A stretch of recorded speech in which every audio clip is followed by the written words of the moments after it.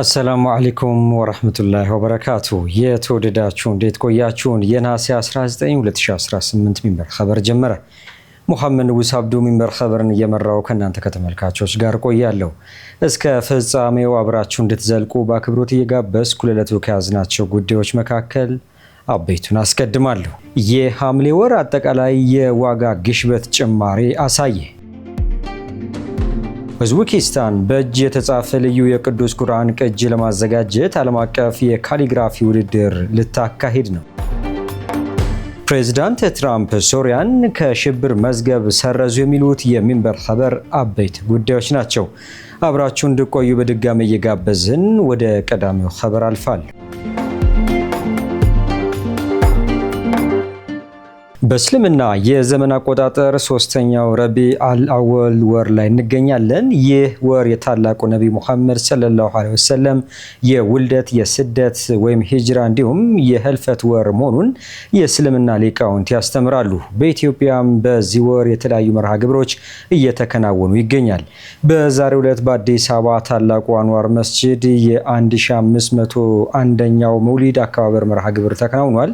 በመርሃ ግብሩ ላይ የኢትዮጵያ እስልምና ጉዳዮች ጠቅላይ ምክር ቤት ምክትል ፕሬዝዳንት ሼህ አብዱልከሪም ሼህ በድረድን እንዲሁም በርካታ ምዕመናን ተሳታፊ ሆነዋል። በስፍራው የነበረውን በከፊል እንከታተል። ኢና አርሰልናከ ሻሂደን ወሙበሽረን ወነዚራ ሊቱእሚኑ ቢላሂ ወረሱሊሂ ወቱዐዚሩሁ ወቱወቂሩሁ وتسبحوه بكرة وأصيلا.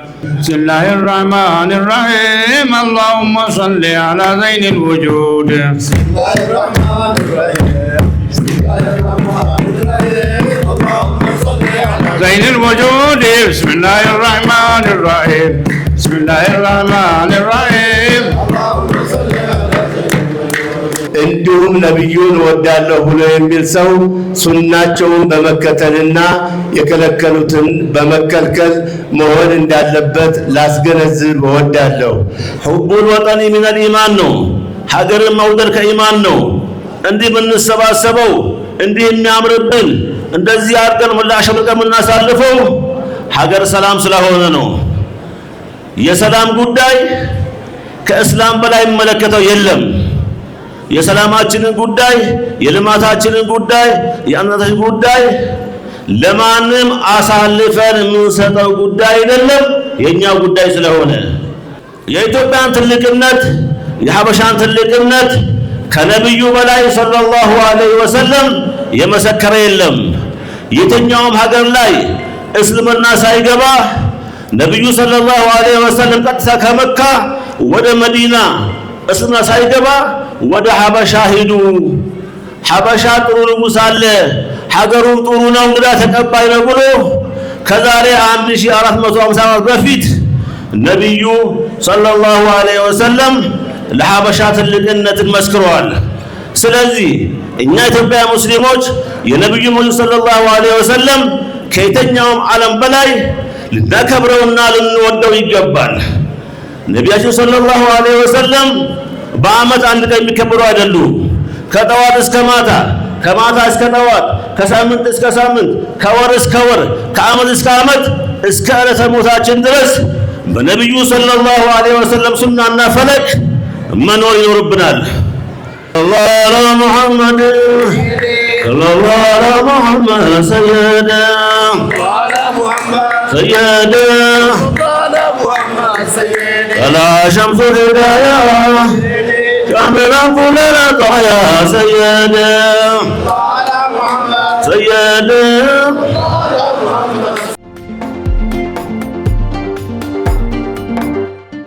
ኡዝቤኪስታን በእጅ የተጻፈ ልዩ የቅዱስ ቁርአን ቅጂ ለማዘጋጀት ዓለም አቀፍ የካሊግራፊ ውድድር ልታካሂድ ነው። አሚናት ሙሐመድ ዝርዝር አላት። በመካከለኛው እስያ የምትገኘው ኡዝቤኪስታን ልዩና በአይነቱ የመጀመሪያ የሆነ በእጅ የተጻፈ ቅዱስ ቁርአን ለማዘጋጀት ዓለም አቀፍ የአረብኛ የጽህፈት ጥበብ ወይም ካሊግራፊ ውድድር ልታካሂድ መሆኑን አስታውቃለች። ሀገሪቱ ይህን ያስታወቀችው በታሽከንት በሚገኘው የእስላማዊ ስልጣኔ ማዕከል እየተካሄደ ባለው ዓለም አቀፍ የሚዲያ ፎረም ላይ ነው። የማዕከሉ የካሊግራፊ ትምህርት ቤት ኃላፊ ሀቢቡላህ ሷሊህ የዓለም ቁርአን ከጽሑፍ ጥበብ ትውፊት እስከ ነገው ትውልድ ውርስ የተሰኘው ይህ ፕሮጀክት የተለያዩ የዓለም አቀፍ እስላማዊ የጽሑፍ ጥበብ ትምህርት ቤቶችን ትውፊቶች በአንድ የእጅ ጽሑፍ ውስጥ አጣምሮ ለመያዝ ያለመ ነው ብለዋል። ሙስሊም ኔትወርክ ቲቪ እንደዘገበው ከሆነ የኡዝቤኪስታን የካሊግራፊ ትምህርት ቤቶች በአረብኛ የጽሑፍ ጥበብ ታሪክ ውስጥ ጥንታዊ የሚባለውንና ጂኦሜትሪያዊ የማዕዘን ቅርጽ ያለው ኩፊክ በብዛት ጥቅም ላይ የሚውለውና ለማንበብ እጅግ ቀላል የሚባለውን ነስኽ እንዲሁም እጅግ ውብና የላቀ የማጌጫ ስልት ተደርጎ የሚወሰደውን ሱሉስ ያስተምራሉ። በተጨማሪም ይህ የጥበብ ስራ በሰመርቀንድ ክልል በሚገኘውና የሐዲስ ምርምር ማዕከልን ባካተተው አዲሱ የኢማም አልቡኻሪ ግቢ ውስጥ በስፋት እንደሚገኝ ተገልጿል። በኡዝቤኪስታን ታሽከንት በሚገኘው የእስልምና ስልጣኔ ማዕከል ዛሬን ጨምሮ ለ2 ቀናት እየተካሄደ ባለው ዓለም አቀፍ የሚዲያ ፎረም ከእስላማዊ ትብብር ድርጅት ከአልጄሪያ፣ ኦማን፣ ፓኪስታን፣ ሳዑዲ አረቢያ፣ ኢራቅና ማሊን ጨምሮ ከ50 ሀገራት የተውጣጡ ወደ 300 የሚጠጉ የሚዲያ ባለሙያዎችና ምሁራን ተሳታፊ ሆነዋል። በእስልምና ስልጣኔ ላይ ያተኮረው ፎረም መገናኛ ብዙሃን የተሳሳቱ አመለካከቶችንና እስላም ጠልነትን በመዋጋት ረገድ ስላላቸው ሚና ውይይት ይካሄድበታል። በተጨማሪም ጥንታዊ እስላማዊ የእጅ ጽሑፎችን የመጠበቅና ሰው ሰራሽ አስተውሎት ወይም አርቲፊሻል ኢንተለጀንስ በመጠቀም ጥንታዊ ጽሑፎችን የማንበብና የመተንተን እቅዶችም ተካተዋል። በዓለም አቀፍ የሐላል ቱሪዝም ዘርፍ የሙስሊም ተጓዦች ቁጥር ከ4 ዓመታት በኋላ 245 ሚሊዮን እንደሚደርስ አዲስ በወጣ ጥናት ይፋ ተደረገ። በዓለም አቀፍ የሐላል ቱሪዝም ዘርፍ የሙስሊም ተጓዦች ቁጥር ከ4 ዓመታት በኋላ 245 ሚሊዮን እንደሚደርስ በአዲስ ጥናት ይፋ ያደረጉት ማስተር ካርድ እና ክሬስት ትሬኒንግ የተባሉ ሁለት የተለያዩ ዓለም አቀፍ ድርጅቶች ናቸው። ሪፖርቱ እንደሚያሳየው እንደ አውሮፓውያን አቆጣጠር በ2030 የሙስሊም ተጓዦች ቁጥር 245 ሚሊዮን ሲደርስ ከዚህም ውስጥ 48 በመቶ ወይም ወደ ግማሽ ያህሉ የሚሸፍኑት ሴቶች ይሆናሉ።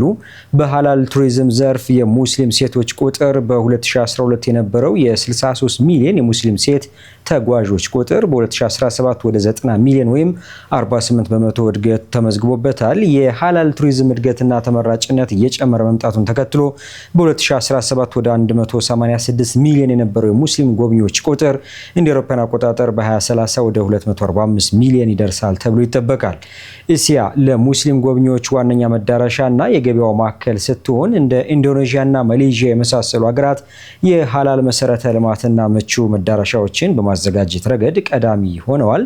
ሲንጋፖርና ብሩኔ ደግሞ ለሙስሊም ሴቶች የጎብኚዎች መዳረሻ በመሆን ተመራጭነታቸው እየጨመረ መጥቷል። የአገልግሎት ጥራት፣ ተመራጭነት፣ የዲጂታል ፋይናንስ ክፍያ ስርዓት መስፋፋት፣ የሐላል ምግብ ዝግጅት፣ የተጓዥ ደህንነትና የሐላል መሰረተ ልማቶች መስፋፋት በዓለም አቀፍ ደረጃ የሐላል ቱሪዝም እድገት በማሳየት የጎብኚዎች ቁጥር እንዲጨምር በምክንያትነት ተጠቅሷል። ቀጥለናል። የሐምሌ ወር አጠቃላይ የዋጋ ግሽበት ጭማሪ አሳየ። በ2018 በጀት ዓመት አጠቃላይ የዋጋ ግሽበት ጭማሪ በማሳየት 15.3 በመቶ መድረሱን የኢትዮጵያ ስታቲስቲክስ አገልግሎት አስታውቋል። አገልግሎቱ ባወጣው ሪፖርት የሐምሌ ወር የምግብና አልኮል ነክ ያልሆኑ ዕቃዎች ከፍተኛ ጭማሪ አሳይተዋል። የዋጋ ግሽበቱ በ2017 በጀት ዓመት ተመሳሳይ ወቅት ጋር ከነበረው 13.7 በመቶ ሲነጻጸር ከፍተኛ ጭማሪ ማሳየቱን ያሳያል። ከቀደመው ሰኔ ወር ከነበረው 13.9 በመቶ አንጻር ሲታይ የ2.6 በመቶ ጭማሪ እንዳለው አመልክቷል። ይህም በሐምሌ 2017 በጀት ዓመት ከነበረው የ1.3 በመቶ የወር በወር ጭማሪ ጋር ሲነጻጸር በእጥፍ አድጓል። ምግብ ነክና አልኮል ነክ ያልሆኑ ዕቃዎች የዋጋ ግሽበት 15.7 በመቶ ሲሆን ባለፈው ሰኔ ወር ከነበረው 15.1 በመቶ ጭማሪ አለው። ለዋጋ ግሽበቱ በምክንያትነት ከተጠቀሱት ውስጥ በዋና የምግብ ሸቀጦች ላይ የታዩት ከፍተኛ የዋጋ ጭማሪዎች ሲሆኑ እንደ ስኳር፣ ጃም፣ ማርና ቸኮሌት ያሉ ምግቦች የ39.4 በመቶ ከፍተኛ ጭማሪ አስመዝግበዋል። በተመሳሳይ ስጋ የ21.6 በመቶ፣ ዘይቶችና ቅባቶች የ20.3 በመቶ ጭማሪ ካስመዘገቡ ውስጥ ተካተዋል። ምግብ ነክ ያልሆኑ እቃዎችም እንዲሁ ከቀደመው ሰኔ ወር ከነበረው 11.1 በመቶ በሐምሌ ወር ወደ 14.8 በመቶ አሻቅቧል። በተለይም ለዋጋ ግሽበቱ ከፍተኛ አስተዋጽኦ ካደረጉ ምግብ ነክ ያልሆኑ የውጭ አይነቶች ውስጥ ትምህርት የ25.3 በመቶ፣ ትራንስፖርት የ15.6 በመቶ ጭማሪ እንዲሁም መኖሪያ ቤት፣ ውሃ፣ ኤሌክትሪክ እና ሌሎች ነዳጆች የ13.3 በመቶ ጭማሪ ማስመዝገባቸው እንደሆነ ሰፍሯል።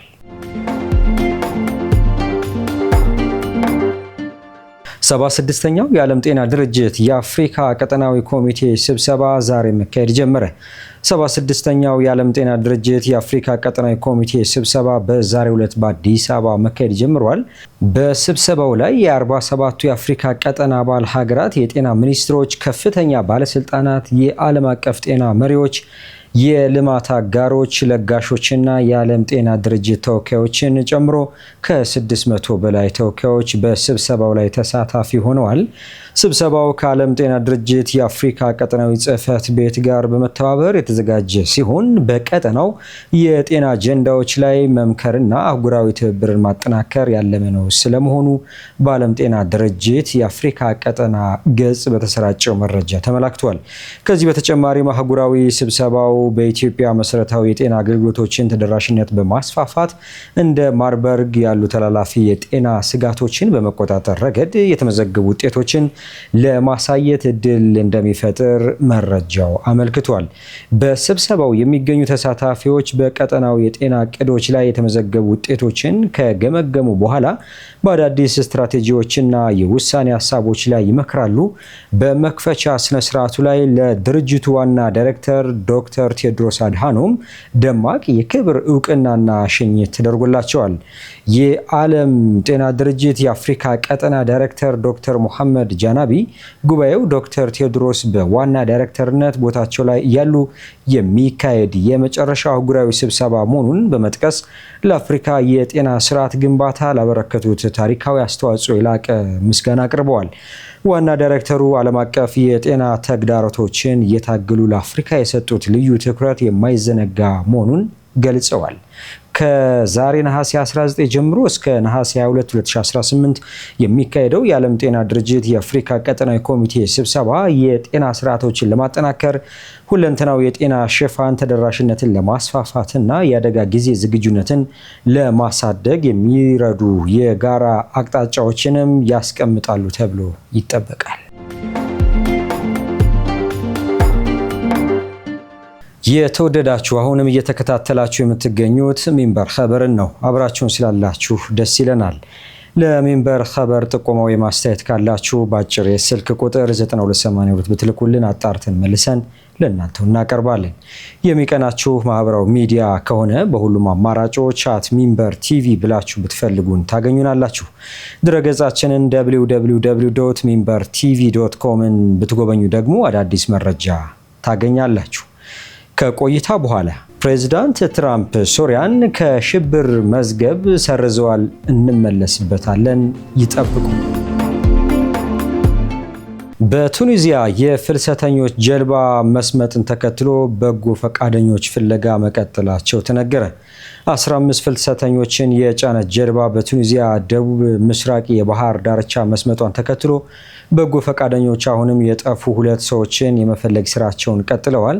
አደጋውን ተከትሎ በከተማዋ በታየው ኃይለኛ ተቃውሞ ቤን ጋርዳኒ ታውካለች ተብሏል። አልጀዚራ እንደዘገበው በዛርሲስ ከተማ የሚገኙ በጎ ፈቃደኞች የጠፉትን ሰዎች ለመፈለግ በአሳ ማጥመጃ ጀልባዎች ሰኞ ዕለት በባህር ውስጥ ሲጓዙ ታይተዋል።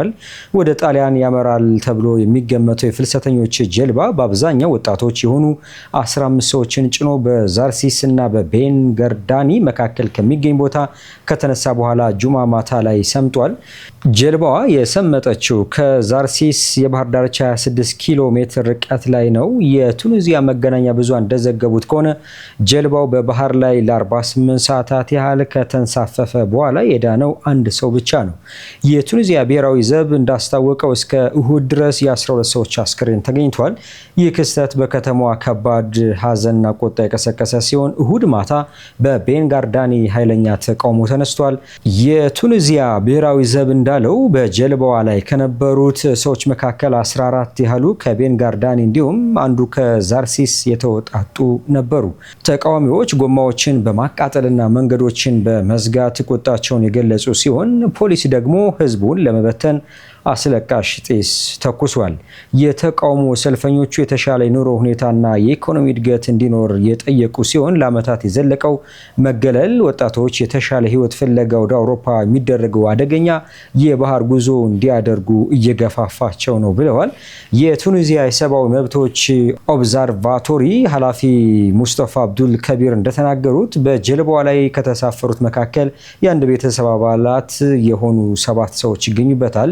በቤንጋርዳኒ የሚገኝ ሆስፒታል ባለፉት 2 ቀናት ከባህር የወጡ ቢያንስ የ19 ፍልሰተኞች አስክሬን ተቀብሏል ተብሏል። አስክሬኖቹ ለመለየትና በጀልባዋ ላይ ምን ያህል ሰዎች እንደነበሩ ለማወቅ የጄኔቲክ ምርመራ እየተደረገ ይገኛል። ቱኒዚያ በቅርብ ዓመታት ውስጥ ተመሳሳይ አሳዛኝ ክስተቶችን አስተናግዳለች። ከነዚህ መካከል በ2018 የፍልሰተኞች ጀልባ በመስመጧ ምክንያት ከ100 በላይ ሰዎች የሞቱበት የከርከና አደጋ ይጠቀሳል። ይህ አደጋ የዚያን ጊዜው የሀገር ውስጥ ጉዳይ ሚኒስትር ከስልጣን እንዲባረሩ ምክንያት ሆነው ነበር። በ2022 ደግሞ በዛርሲስ ሌላ የፍልሰተኞች ጀልባ ሰምጣ ቢያንስ 18 ሰዎች በመሞታቸው ሳምንታት የፈጀ ተቃውሞ ቀስቅሶ ነበር። የቱኒዚያ ደቡብ ምስራቅ የባህር ዳርቻ ከጣሊያኗ ላምፔዱሳ ደሴት 145 ኪሎ ሜትር ርቀት ላይ ብቻ ይገኛል። ባንግላዴሽ በሶስቱ ሙስሊም ሀገራት በሳዑዲ አረቢያ መካ የተፈረመውን የመከላከያ ስምምነት ለመቀላቀል ፍላጎት እንዳላት ገለጸች። ባንግላዴሽ በሳዑዲ አረቢያ በፓኪስታንና በቱርክ መካከል በቅድስቲቱ መካ ከተማ የተፈረመውን የሶስቱ ሀገራት የመከላከያ ስምምነት ለመቀላቀል ፍላጎት እንዳላት ያስታወቀችው በጥምረቱ በኩል የግብዣ ጥያቄ ከቀረበላት በኋላ መሆኑ ተገልጿል። ሀገሪቱ ስምምነቱን ለመቀላቀል ፍላጎት እንዳላት የገለጸችው በውጭ ጉዳይ ሚኒስቴር በኩል በወጣ መግለጫ ነው። የውጭ ጉዳይ ሚኒስቴሩ በመግለጫው በባንግላዴሽ አብዛኛው ሙስሊም ማህበረሰብ ሀገሪቱ የመካ ስምምነትን እንድትቀላቀል ፍላጎት እንዳለው ጠቁሟል። የባንግላዴሽ የውጭ ጉዳይ ሚኒስትር ሁማዩን ከቢር ይህንን አስመልክተው ሲናገሩ ባንግላዴሽ ዛሬም ወደፊትም ለዚህ አይነቱ ጥምረት እውቅና የምትሰጥ ሀገር ናት፣ ይህንንም በተግባር ለማረጋገጥ እንወዳለን ማለታቸውን ጠቅሶ ፕሮቶም አሎ የተባለው የሀገሪቱ ዕለታዊ ጋዜጣ ዘግቧል። በመካከለኛው ምስራቅና በሙስሊሙ ዓለም ባለድርሻ የሆኑ ሀገራት የባንግላዴሽ መንግስት የመካ የመከላከያ ጥምረት አካል እንዲሆንና እንዲሳተፍ ግብዣ ማቅረባቸውንም አክለዋል። በነዳጅ ሀብት የበለጸገችው ሳዑዲ አረቢያ፣ የኒውክሌር ኃይል ባለቤት የሆነችው ፓኪስታንና በሰሜን ጦር ቃል ኪዳን ድርጅት ኔቶ ሁለተኛው ግዙፍ ወታደራዊ ኃይል ያላት ቱርክ የጋራ መከላከያ ስምምነት በመካ ከተማ የተፈራረሙት ነሐሴ 1 2018 ነበር። ፕሬዚዳንት ትራምፕ ሶሪያን ከሽብር መዝገብ ሰረዙ። የትራምፕ አስተዳደር ሶሪያን ከሽብር ጥቁር መዝገብ በመሰረዝ በሀገሪቱ የኤክስፖርት ገደቦችን በማንሳት አሜሪካ ለሀገሪቱ ወታደራዊ እርዳታ እንድታቀርብ የሚያስችል ታሪካዊ እርምጃ ነው። የውጭ ጉዳይ ሚኒስትሩ ማርኮ ሩቢዮ ባወጡት መግለጫ እንዳሰፈሩት ሀያት ታህሪር አልሻም የተሰኘው ድርጅትን በልዩ ሁኔታ የተፈረጁ ዓለም አቀፍ አሸባሪዎች መዝገብ ላይ ስያሜው ተሰርዟል። የአሁኑ የሶሪያ ፕሬዝዳንት አህመድ አሽራ አቡ ሙሐመድ አልጀውላኒ በሚል የውጊያ ስማቸው ሀያት ታህሪር አልሻምን ይመሩ እንደነበር ይታወቃል።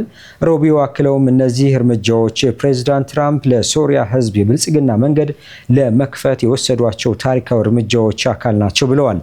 ይህ ውሳኔ የመጣው ባለፈው ሳምንት እስራኤል የሶሪያን አቡ አዱዱሃራ የአየር ኃይል ዛቢያ በቦምብ ከተመታች በኋላ ነው። ጥቃቱ በዋሽንግተንና በደማስቆ እንዲሁም በሶሪያ ዋና የውጭ ደጋፊ በሆነችው ቱርክ መካከል ያለው ውጥረት አባብሶታል። በቱርክ የአሜሪካ አምባሳደር እና የሶሪያ ልዩ መልእክተኛ የሆኑት ቶም ባራክ ባለፈው ሳምንት በሰጡት ቃለ ምልልስ ጥቃቱ አሳሳቢ ሲሉ የጠሩት ሲሆን እስራኤል ቱርክን ወደ ጦርነት ለመጎተት የሞከረች ሊሆን ይችላል የሚል ግምት ሰጥተዋል። አሜሪካ ቀደም ሲል ሶሪያን ከሽብር መዝገብ ለመሰረዝ ፍላጎት እንዳላት ጠቁማ ነበር።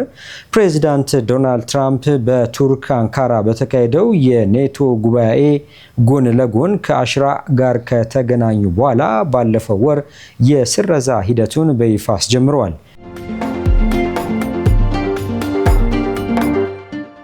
ውድ ተመልካቾች ለዛሬ ያዘጋጀነው የሚንበር ኸበር በዚሁ ተጠናቀቀ። ሙሐመድ ንጉስ አብዱ አብሬያችሁ ቆየው። ወሰላሙ አለይኩም ወራህመቱላሂ ወበረካቱ።